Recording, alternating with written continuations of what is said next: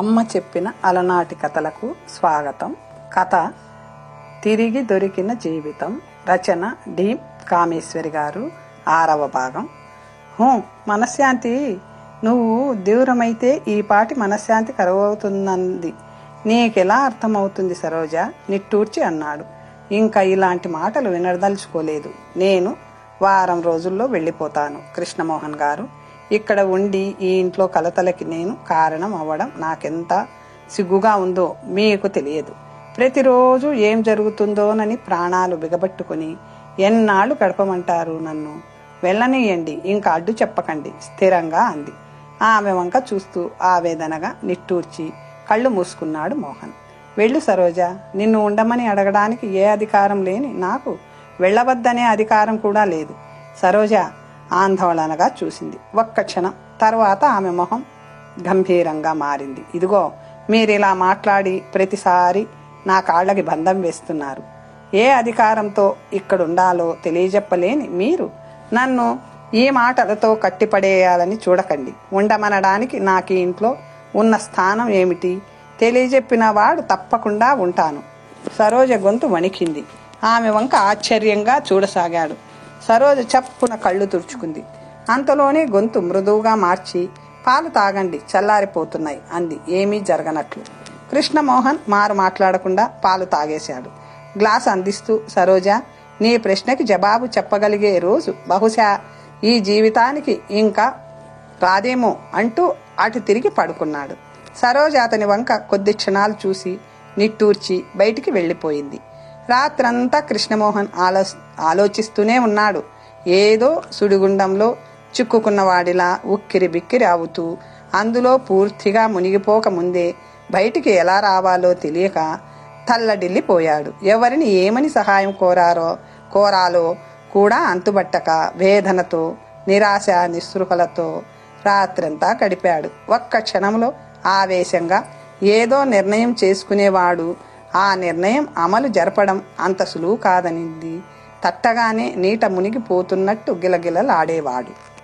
రాత్రంతా నిద్రలేక ఏం చెయ్యాలో తేల్చుకోలేక సతమతమైన మోహన్ తల్లి చెప్పిన మాటలకి హతాశుడైపోయాడు. ఉదయం మరొక డాక్టర్కి ఆపరేషన్ అసిస్ట్ చేయడానికి వెళ్ళాడు. సాయంత్రం గీత తండ్రి వస్తాడు. ఆలోగా తనేం చేయగలడు? దిక్కుతోచక గాబరా పడ్డాడు. తల్లితో చెబితే ఆవిడ ఏమంటుందో కనీసం మనసులో మాట తల్లితోనైనా చెప్పుకోక ఆ బాధ భరించడం కష్టం అనిపించింది అతనికి. ఏమిటిరా బాబు అలా ఉన్నావు? సరస్వతమ్మ గదిలోకి వస్తూ ఆరాటంగా అడిగింది. మోహన్ ఏం మాట్లాడలేకపోయాడు. ఒక్క క్షణం ఎలా చెప్పాలో అంతుబట్టలేదు. ఆవిడ కొడుకు ప్రక్కన వచ్చి కూర్చుంది. ఏమిట్రా ఈ మధ్య ఇలా ఉంటున్నావు? ఏమిటో నీ బాధ చెప్పరా నాయనా? ఆవిడ ఆరాటంగా కొడుకుని చూస్తూ అడిగింది. అమ్మా, గీతని చూస్తుంటే నాకేదో భయంగా ఉంది. ఆమెతో నా జీవితం సాఫీగా వెడుతుందన్న నమ్మకం రోజు రోజుకి సన్నగిల్లిపోతుంది. నాలో నా ఎన్నిక సరి అయింది కాదనిపిస్తుందమ్మా. ఏం చెయ్యాలో అర్థం కాని విషయం అయింది నాకు. నన్నేం చేయమన్నావు చెప్పమ్మా ఆవేదనగా అన్నాడు కృష్ణమోహన్. కొడుకు మనసులో రగిలే ఆలోచన ఇదేనన్న సంగతి ఆమెకు అర్థమైంది. కొడుకు చెప్పకముందే కానీ ఏ విషయంలోనూ తనంతట తను పైకి తేలని ఆమె కాబోయే కోడల గురించి ఏమనగలదు? నిజానికి సంబంధం స్థిరపరిచినప్పుడు ఆమె చాలా ఆనందించింది. వంశము, కులం, గోత్రం, ఆస్తి, అంతస్తు సరిపోయి బంగారు బొమ్మలాంటి కోడలు రాబోతున్నందుకు చాలా ఆనందించింది. కానీ సంబంధం స్థిరపడడం వెంటనే భర్త పోవడం ఆమెకి ఏదో అపశకునంలా తోచింది. శుభమా అని శుభకార్యం తలపడితే ఇదేమిటిరా అని మదన పడింది. అంత దుఃఖంలోనూ అయితే తన మనసులో మాట పెదవి దాటనీయలేదు. ఆఖరికి ఇంకా ఇలాంటి మూఢనమ్మకాలేమిటి అని తనకు తానే నచ్చజెప్పుకుంది. భర్త పోవడం, పెళ్లి వాయిదా పడడం, గీత ఆ ఊళ్ళోనే ఉండడం, ఇంటికి రాకపోకలు ఆరంభించిన దగ్గర నుంచి క్రమక్రమంగా గీత మనస్తత్వం అర్థమై ఆమె మనసులో ఏదో భయం తొంగి చూడసాగింది. గీత మొదట్లో ఇంట్లో తిరుగుతుంటే కూతురు లేని లోటు తీరుతున్నట్టు సంబరపడింది ఆవిడ. కానీ రోజులు గడుస్తున్న కొద్దీ గీత పట్ల సదాభిప్రాయం మంచులా కరిగిపోసాగింది. ఆమె వేషభాషల తీరు చూసి ఈ కాలం పిల్లలు ఇంతే అని సరిపెట్టుకున్న ఆమె వైఖరి చూస్తే కుదురుగా కాపురం చేసే లక్షణాలు అని కనిపించలేదు. మరో అమ్మకన్న పిల్లని తనెందుకు అనుకోవడం? గారాభంగా పెరిగిన పిల్ల, పెళ్ళైతే అన్నీ సర్దుకుంటాయిలే అని తనకి తను నచ్చజెప్పుకుంది. ఆవిడ తనని బుద్ధిగా లక్ష్య పెట్టకపోవడం, అత్తగారంటే ఇంత పిసరు గౌరవమన్నా చూపించకుండా నిర్లక్ష్యంగా ప్రవర్తించడం, దురుసుగా మాట్లాడడం అన్నీ చూస్తూ తనలో తాను బాధపడేది. కానీ ఏనాడు కొడుకుతో ఒక్క మాట మాట్లాడలేకపోయింది. తనని లక్ష్య పెట్టకపోయినా కొడుకు కోడలు సంతోషంగా ఉంటే అంతకంటే తనకేం కావాలి అని సరిపెట్టుకుంది ఇన్నాళ్ళు. కానీ ఆఖరికి అది కూడా అనుమానాస్పదంగా తయారైంది ఆవిడకి. సరోజ వచ్చిన దగ్గర నుంచి గీత ప్రవర్తన మరీ మితిమీరడం, కొడుకు ఎటూ ఏమనలేక మదనపడటం గుర్తించింది. కొడుకు భవిష్యత్తు తలుచుకొని ఆరాటపడింది. ఆవిడ ఎంతో సౌమ్యుడైన అతను గీత లాంటి అహంభావి అహంకారితో సుఖపడగలదన్నది అబద్ధం అని ఆవిడకి దృఢపడింది. కానీ ఇప్పుడేం చేయగలదు? 10 మంది ఎదుట నిశ్చితార్థం కూడా జరిగిపోయాక ఇప్పుడు వెనక్కు ఎలా తిరగడం, మాట ఎలా తప్పడం? ఆవిడ మనసులో బాధపడుతూనే ఉంది. కొడుకు చాలా అశాంతికి గురి అవుతున్నాడన్న విషయం ఆమె గుర్తించినా ఏ విధంగానూ ఓదార్చలేకపోయింది. ఈరోజు కొడుకు తనంతట తానుగా పైకి తేలగానే ఆవిడకి ఏమనాలో తోచలేదు. అమ్మా, ఏం చేద్దామమ్మా? ఆరాటంగా అడిగాడు.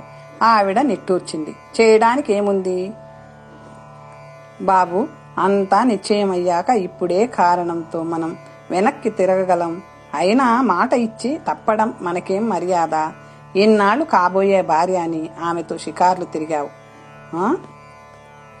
ఇప్పుడు మనం కాదంటే ఆ పిల్ల భవిష్యత్తు ఏమిటి?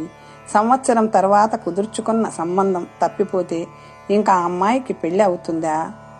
నాన్నగారు కుదిర్చి నలుగురెదుట నిశ్చయించిన సంబంధం వద్దని మానుకుంటే ఆ పిల్ల జీవితం అటుంచి మన పరువు ప్రతిష్ట ఏమవుతాయో ఆలోచించు. కృష్ణమోహన్ ఒక్క క్షణం మాట్లాడలేదు. తర్వాత నెమ్మదిగా, అమ్మా, నా జీవితం కంటే పరువు ప్రతిష్టల విలువ ఎక్కువ కదా అమ్మా? సరస్వతమ్మ ఆ ప్రశ్నకి జవాబివ్వలేకపోయింది. కొడుకు సుఖం కంటే తల్లి కోరుకునేదేముంటుంది?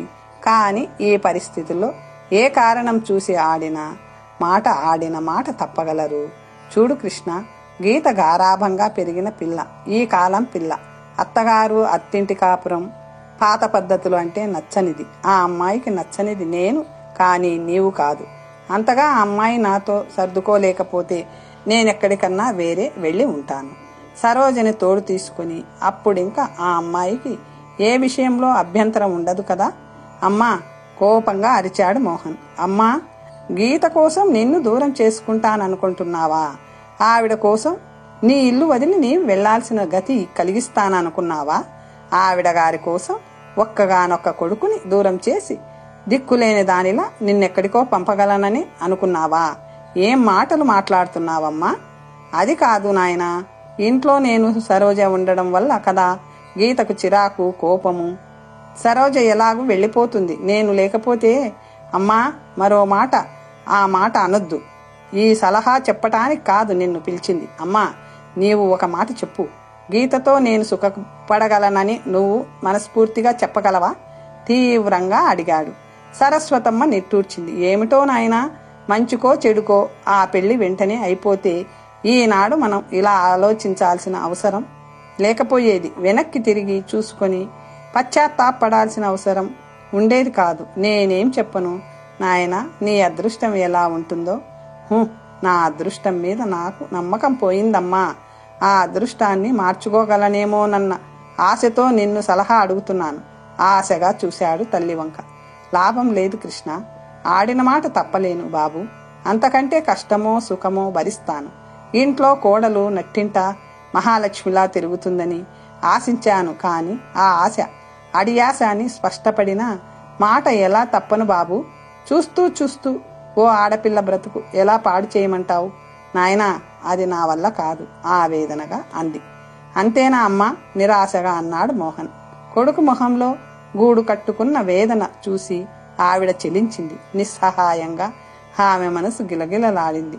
నీకు తెలియదు కృష్ణ, నేనెంత బాధపడుతున్నానో. సరోజ వచ్చిన దగ్గర నుంచి ఇంట్లో కళకళలాడుతూ తిరుగుతుంటే అనుక్షణం గీత నా మనసులో మెదులుతుంది. సరోజ లాంటి అమ్మాయి కోడలు కావాలని కలలు కన్నాను, కాని జరిగేది మరొకటి అని కళ్ల ముందు కనిపిస్తుంటే నా కోసం కంటే నీ కోసం నేను పడే బాధ ఏమని చెప్పను. నీవు పడే బాధ నాకు అర్థం కాలేదనుకోకు బాబు. అయినా ఏం చెయ్యాలో అంతుబట్టక నా అసంతృప్తి ఆవేదన నాలోని దిగమింగుకుంటున్నాను ఇన్నాళ్ళు. సరోజ ప్రసక్తి తల్లి తనంతట తాను తీసుకురాగానే కృష్ణమోహన్ ఏదో చెప్పాలని ఆరాటపడ్డాడు. ఎలా చెప్పాలో తెలియక తడబడ్డాడు. ఈ ఉచ్చులో నుంచి తప్పించుకునే ఉపాయం కనబడక నిస్సహాయంగా గిలగిలలాడాడు. 4 వైపుల నుంచి బిగిసిన ఈ ఉచ్చు తన కంఠానికి ఉరిత్రాడుగా మారుతుందని తెలిసినా ఏం చేయలేని నిస్సహాయత అతనికి కోపాన్ని దుఃఖాన్ని కలిగిస్తుంది. ఆ కోపం తల్లి మీద చూపాడు. సరే కాని అమ్మా, నీ సుఖం కట్టే నీకు మాట పరువు ముఖ్యం అనుకుంటే ఇంక నేను చెప్పేదేమి ఉంది కాని అన్నాడు కసిగా. సరస్వతమ్మ దిక్కుతోచనట్లు కలవరపడింది. కృష్ణ, నీవు చెప్పగలిగితే చెప్పు బాబు. నా అంతటా నేను చెప్పలేను బాబు.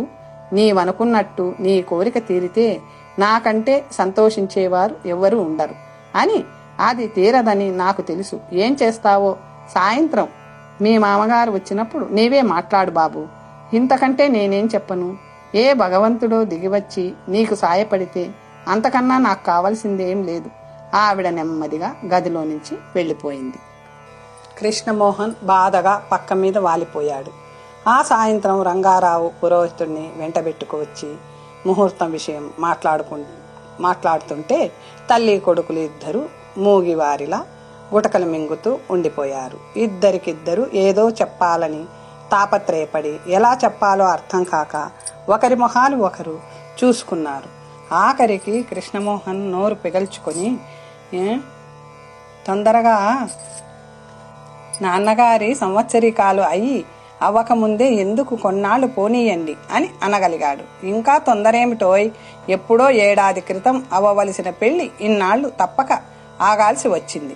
ఆడపిల్లల వాళ్ళం, మా తొందర నీకేం తెలుస్తుందిలే. ఇంకా ఈ ముహూర్తం తప్పదు, లేకపోతే మరో 2 నెలల వరకు లేవు అన్నాడు ఆయన. అంతా స్థిరపరిచి ఇంకేం అనగలడు కృష్ణమోహన్. మరి 15 రోజులకే పెళ్లి తప్పించుకునే అవకాశం ఏదీ లేదు. ఆ మాట తలుచుకోగానే కృష్ణమోహన్ నీట మునిగిన వాడిలా దిగాలు పడిపోయాడు.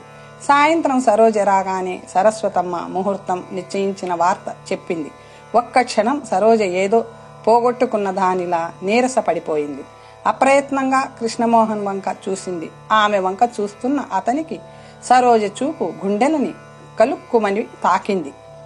సరోజ గారు, ఇవాళ మీరు మా ఇంటికి రావాలి ఒకసారి. ఆఫీసులో లంచ్ బ్రేక్లో ప్రభాకర్ సరోజ దగ్గరికి వచ్చి అడిగాడు. ఏమిటి విశేషం? నవ్వుతూ అడిగింది సరోజ. విశేషం ఏం లేదనుకోండి. మా అక్క వచ్చింది, మిమ్మల్ని ఒకసారి చూస్తానంటుంది, తీసుకురమ్మంది. సాయంత్రం టీకి రండి అన్నాడు ప్రభాకర్. కాస్త సిగ్గుపడుతూ నవ్వుతూ సరోజ ఆశ్చర్యంగా చూసింది. నన్ను చూస్తారా? ఎందుకు అంది. ప్రభాకర్ కాస్త తడబడుతూ, ఏం లేదు, మీ గురించి మా అక్కకి చెప్పాను, మీరు నా బెస్ట్ ఫ్రెండ్ అని చెప్పాను, ఒకసారి ఇంటికి తీసుకురా అంది. ఇవాళ సాయంత్రం తీసుకువస్తానన్నాను, మీరు తప్పకుండా రావాలి ప్లీజ్ అన్నాడు ప్రభాకర్. సరే అలాగే వెడదాం, దానిక ఇంతలా అడగాల అంది సరోజ. మామూలుగా ప్రభాకర్ అటు ఇటు చూసి చుట్టుపక్కల ఎవరూ లేరని నిర్ధారణ చేసుకుని గొంతు తగ్గించి సరోజ గారు అన్నాడు సందేహిస్తూ. ఒక్క మాట మిమ్మల్ని అడగాలనుకుంటున్నారు, మీరేం అనుకోరు కదా అన్నాడు. ఏం అంత అనుకునేది అడుగుతారా ఏమిటి? చనువుగా నవ్వింది సరోజ. అడగండి, ఏమిటంత సందేహిస్తున్నారు? కుతూహలంగా అంది. సరోజ గారు, మీకిష్టమైతే నేను మిమ్మల్ని పెళ్లి చేసుకోవాలనుకుంటున్నాను. మా అక్క పెళ్లి అని ప్రాణాలు తీస్తుంది రోజు. మీ అభిప్రాయం చెబితే అక్క మీతో మాట్లాడుతుంది. ప్రభాకర్ బిడేపడుతూనే చెప్పదలిచింది సూటిగా చెప్పాడు. సరోజ మొహం పాలిపోయింది. కలవరపడుతూ చూసింది. మీరు ఏదో అనబోయింది. ప్రభాకర్ ఆ మాట మరోలా అర్థం చేసుకున్నాడు. సరోజ గారు, నన్ను గురించి మీకు పూర్తిగా తెలుసు. గీత విషయంలో నా తప్పు మీరు క్షమించగలిగి మీ అంగీకారం తేల్చితే అదృష్టవంతుడిని అనుకుంటాను. మీలాంటి సౌమ్యురాలు, సహృదయరాలు నా సహచారి అయితే ఇంకేం కావాలి? నాకు అనిపించింది మీతో పరిచయం అయిన ఈ కొద్ది రోజుల్లోనే సరోజ మనస్థితి గుర్తించడానికే ప్రభాకర్ చెప్పేస్తున్నాడు. ప్రభాకర్ గారు, సరోజ మధ్యలో అడ్డుపడింది. మీరెందుకు ఇలా అనుకున్నారు? ఆ ఉద్దేశం నాకెప్పుడూ లేదండి, మొహమాటంగా అంది సరోజ. ఇది వరకు లేకపోతేనేంలేండి, అలాంటి ఉద్దేశాలు మీరు మనసులో పెట్టుకొని మగవారితో స్నేహం కోరేవారు కాదని నాకు తెలుసు. అందుకే మీ పట్ల ఇంత ఆకర్షితుణ్ణి అయ్యాను. మా అక్కతో మీ గురించి చాలా చెప్పాను. అక్క కూడా సంతోషించింది. మిమ్మల్ని చూస్తానంది. మీకు అంగీకారం అయితే మీ మామయ్య గారి దగ్గరికి వెళ్ళి మాట్లాడతాను. అంతా తనే మాట్లాడేస్తున్న ప్రభాకర్కి ఏం చెప్పాలో తెలియక తడబడింది సరోజ. అతనికి ఇలాంటి అభిప్రాయం ఎందుకొచ్చిందో కలలోనైనా తను ఈ విషయం ఆలోచించలేదు. ఆఫీసులో కొలీగ్గా ముందు పరిచయం, తరువాత గీత కనబడిన దగ్గర నుంచి ఇద్దరికీ పరిచయం స్నేహంగా మారింది. ఈ నెల 15 రోజుల నుంచి అతను చనువుగా మాట్లాడడం, అప్పుడప్పుడు కాఫీ తెప్పించి ఇయ్యడం, ఇద్దరూ కలిసి లంచ్ బ్రేక్లో సరదాగా కలిసి టిఫిన్ తినడం, అంతవరకే తను పరిచయం. తను చనువుగా మాట్లాడుతుంటే అతనేమనుకున్నాడో తనకి తెలియదు, కానీ తను మాత్రం ఆఫీసులో కొలిగ్గా మించి ఇంకేం అనుకోలేదు. గీత సంగతి విన్నాక నిజం అంత స్పష్టంగా చెప్పిన అతని నిజాయితీని మెచ్చుకుంది. తనని మోసం చేసిన గీత జోలికి మళ్లీ వెళ్లేనంత సహృదయత చూపిన అతని ఔన్నత్యాన్ని మనసులోనే అభినందించింది. అంతే, ఇద్దరి మధ్య ఉన్నది ఈ పరిచయాన్ని పరస్పర సహచర్యంగా మార్చుకోవాలన్న కోరిక అతనిలో పుట్టిందేమో. అందులో తప్పేం లేదు, గాని తనకు ఆ ఊహే లేదు. భావస్థానంలో ఇంత తొందరగా ఇంకొకరిని ఊహించను కూడా లేదు. తన మనసు అందుకు అంగీకరించదు. ఏమిటి ఆలోచిస్తున్నారు సరోజ గారు? ఆరాటంగా అడిగాడు ప్రభాకర్. ప్రభాకర్ గారు, నన్ను క్షమించండి. నా నుంచి ఇలాంటిది ఆశించకండి. ప్రభాకరం గారు, మనం స్నేహితులం, అంతకంటే ఇంకేం నన్ను అడక్కండి. ఇవ్వలేను, బరువుగా అంది సరోజ. ఆ మాటకి ప్రభాకరం మొహం పాలిపోయింది. కాసేపు సరోజ వంక చూసి నిట్టూర్చాడు. గీతతో నా సంబంధం గురించేనా మీకు అనంగీకారం? అడగలేక అడిగాడు. అది కాదు ప్రభాకరం గారు, నిజానికి ఆ విషయంలో మీ నిజాయితీని మెచ్చుకున్నాను. ఆ కారణం ఎంత మాత్రం కాదు, నమ్మకండి. మరి? ఆశ్చర్యంగా అడిగాడు. పోనీ కారణం ఏమిటో అయినా చెప్పండి, నా మనసు సరిపెట్టుకోగలనేమో. ఆ కారణం విని ప్రాధేయపూర్వకంగా అడిగినట్లున్నాడు ప్రభాకరం. కారణం చెబితే ప్రభాకరం అపార్థం చేసుకునే అవకాశం ఉండదు.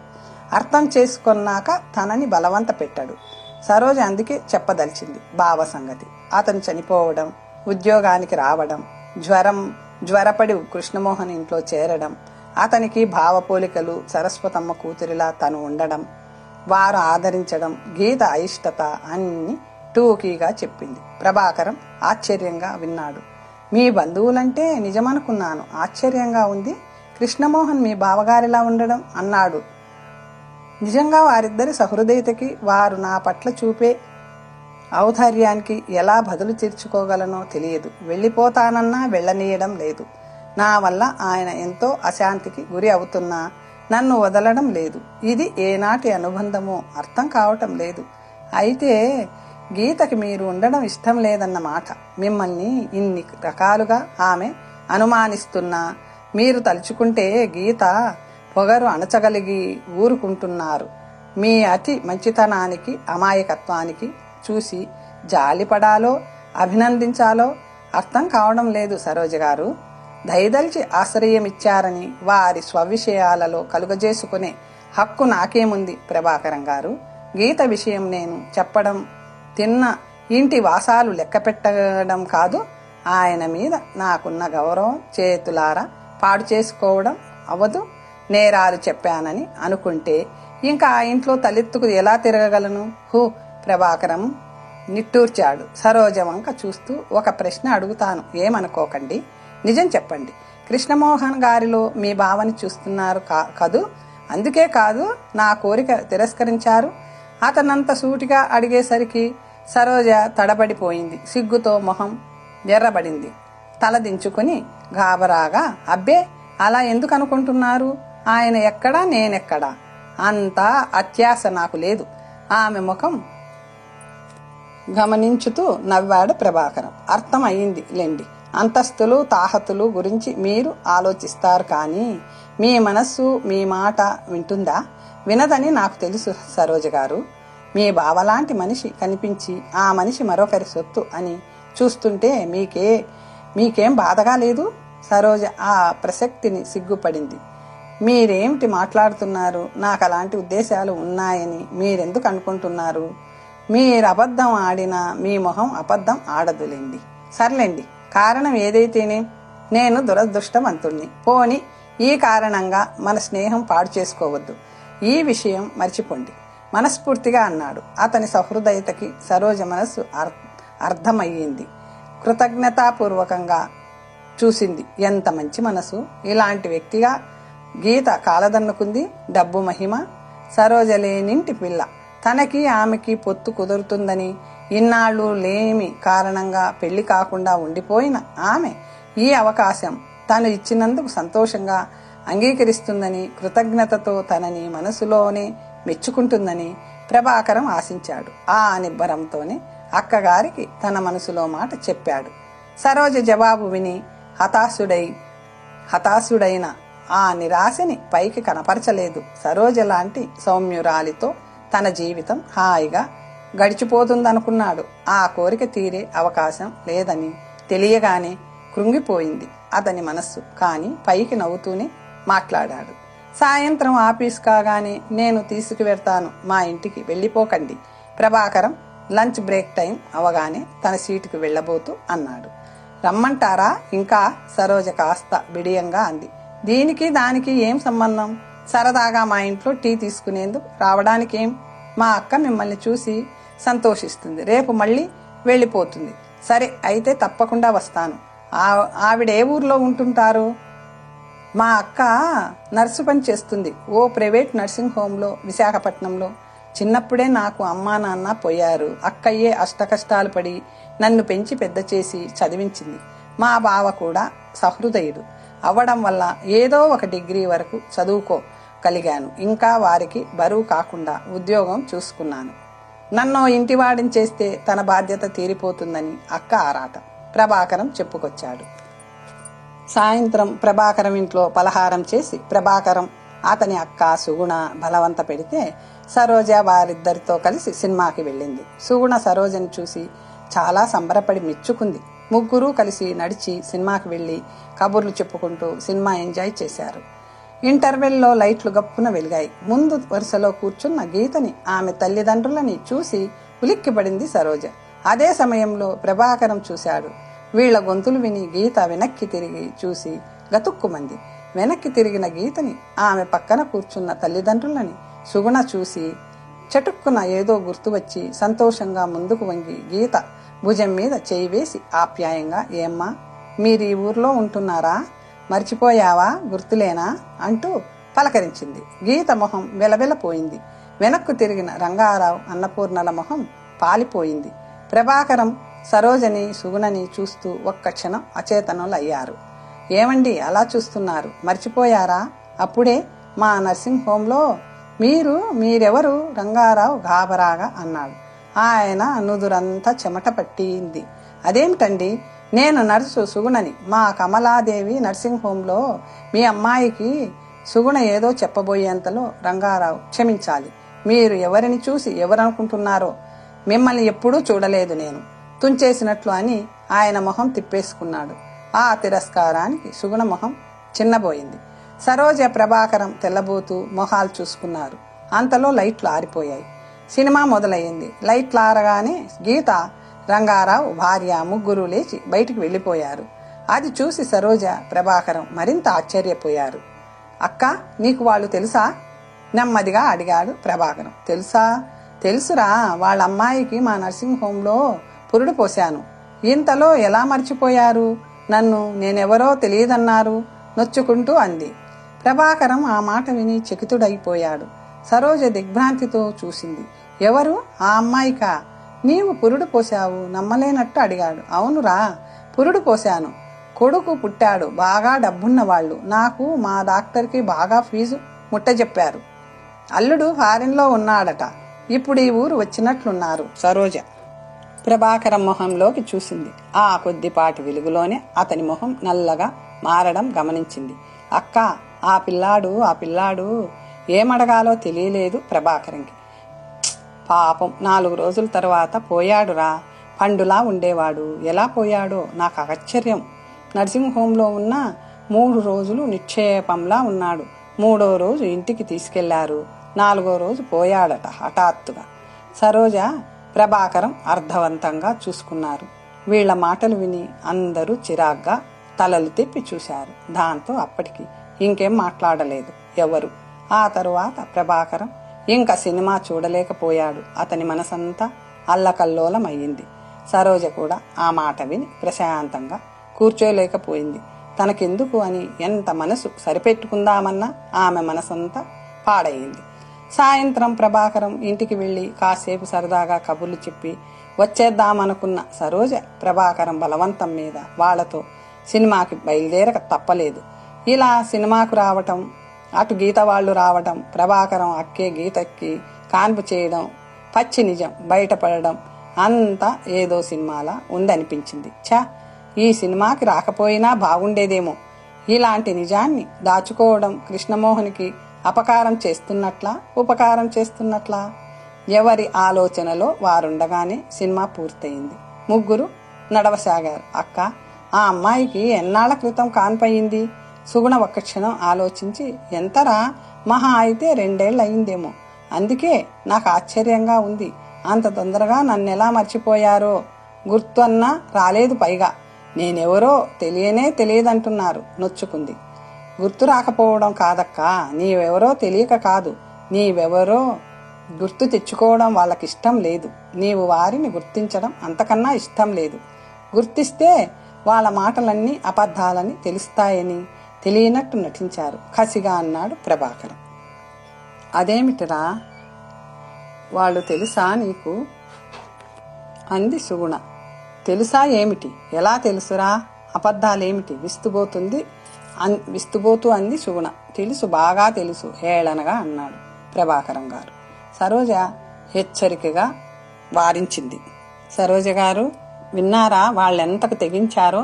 అర్థమైందా?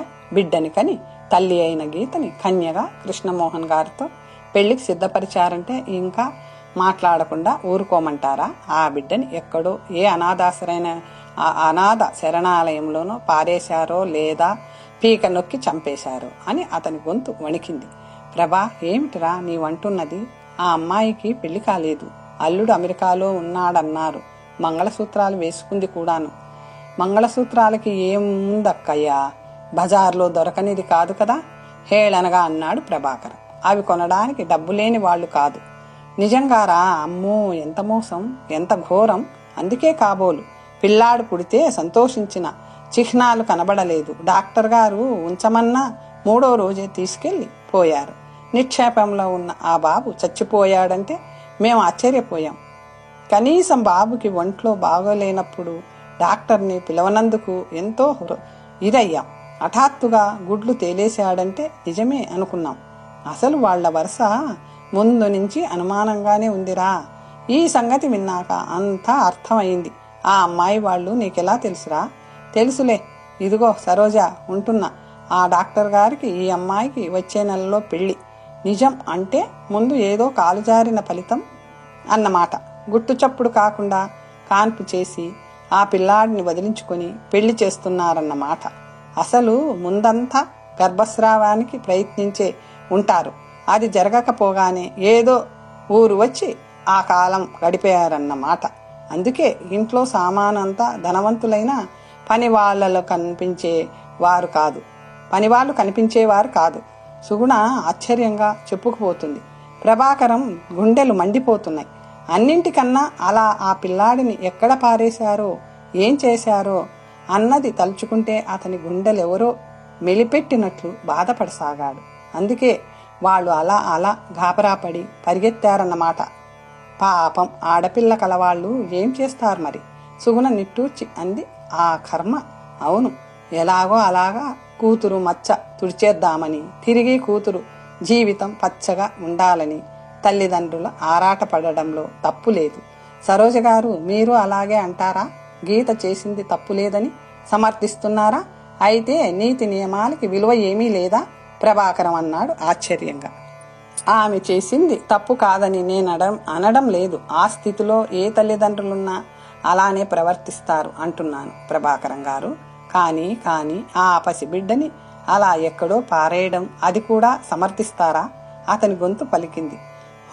అక్రమ సంతానాన్ని తన బిడ్డగా ఏ తల్లి చెప్పుకొని ఈ సమాజంలో బ్రతకగలదు? ప్రభాకరం గారు, మీరు ఆకాశంలో వాస్తవానికి గమనించడం లేదు. గీతే కాదు, మరో సీత అయినా చేసేది అంతే. సరోజ మాటలని సుగుణ కూడా సమర్థించింది. అవునురా, ఆడపిల్ల బతుకు అరిటాకు లాంటిది. ఎవరో మోసం చేసిపోయిన పాప ఫలాన్ని ఏ మొహం పెట్టుకు లోకానికి చూపగలదు? ఎంత చదివినా ఎంత చూస్తున్నా ఈ ఆడపిల్లలు ఇలా మగాడి చేతుల్లో మోసపోవడం మామూలు కథే అవుతుంది. ఏ నీచుడో చేసిన మోసానికి ఆ అమ్మాయి ఏం చేస్తుంది? అక్కయ్య ఆవేశంగా ఏదో చెప్పబోయాడు, కాని చెప్పలేకపోయాడు. మాట్లాడుకుంటుండగానే ఇల్లు చేరారు. భోజనం చేసి వెళ్దువుగాని సరోజ, అభిమానంగా అంది సుగుణ. వద్దండి, ఇప్పటికే ఆలస్యం అయింది. ఇంట్లో చెప్పి రాలేదు. వాళ్ళు నా కోసం గాబరా పడతారు. నే వెళ్తానండి. ఇంకా ప్రభాకరం గారు రిక్షా చూసి పెట్టండి అంది సరోజ. ఒక్కర్తివే వెళ్ళొద్దు, ప్రభాకరం సైకిల్ మీద దిగబెడతాడు అంది సుగుణ. సరోజ పర్వాలేదన్నా వినకుండా ప్రభాకరం సైకిల్ మీద సరోజ రిక్షాతో నడిచి ఇంటికి చేర్చాడు. గుడ్ నైట్ చెప్పి లోపలికి వెళ్ళింది సరోజ. చెప్పకుండా వెళ్ళినందుకు సరస్వతమ్మ, కృష్ణమోహన్ ఏమనుకుంటున్నారోనని బిడియపడింది సరోజ. సరోజ రావడం, కృష్ణమోహన్ మేడ మీద నుంచి చూస్తున్నాడన్న సంగతి ఆమెకి తెలియదు. సావిట్లో కూర్చొని చదువుకుంటున్న సరస్వతమ్మ సరోజను చూసి, సరోజ, ఏమిటమ్మా చెప్పకుండా చెయ్యకుండా ఎక్కడికి వెళ్ళావు? ఇంకా రాలేదని ఎంత గాబరా పడ్డానో. ఆఖరికి గీత వచ్చి నిన్ను సినిమాలో చూశాననే వరకు మా ఆరాటం తగ్గలేదు. ఫోనన్నా చేయకపోయావా అమ్మా? గీత చెప్పారా? ఆశ్చర్యంగా అంది సరోజ. 8 గంటల వేళ వచ్చింది. తరువాత అబ్బాయి చెప్పాడు, నీవెవరో స్నేహితులతో వెళ్ళావని. ఫోన్ చేద్దామనుకున్నానండి. సినిమాలో ఆఫీస్ రూమ్ మూసేసి ఉంది. చుట్టుపక్కల ఫోన్ లేదు. ఎంత రానన్నా బలవంత పెట్టి తీసుకెళ్లారు బిడియంగా అంది సరోజ. తరువాత కథ వచ్చే భాగంలో తెలుసుకుందాం.